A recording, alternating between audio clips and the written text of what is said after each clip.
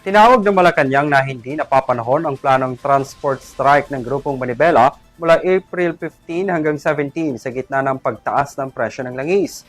Ayon kay Palace Press Officer Undersecretary Claire Castro, isinasagawa ng pamahalaan ang mga hakbang upang maigsan ang epekto ng krisis sa Middle East sa presyo ng fuel.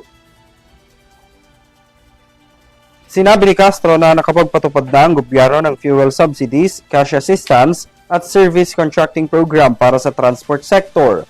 Iginit din niya na makikinig ang Pangulo sa hinaing ng mga tsuper at patuloy na naghahanap ng solusyon para matulungan sila. Nilinaw rin ng palasyo na walang kapangyarihan ng Pangulo na suspindihin ang value-added tax o VAT sa produktong petrolyo nang walang batas mula sa Kongreso. Sa kabila nito, sinabi ng Malacanang na bukas ang pamahalaan sa dialogo at pakikipag-usap sa mga stakeholder upang maresolba ang issue. Dagdag pa rito, patuloy na pinag-aaralan ng mga karagdagang hakbang sa ilalim ng Unified Package for Livelihoods Industry, Food, and Transport o UPLIFT program.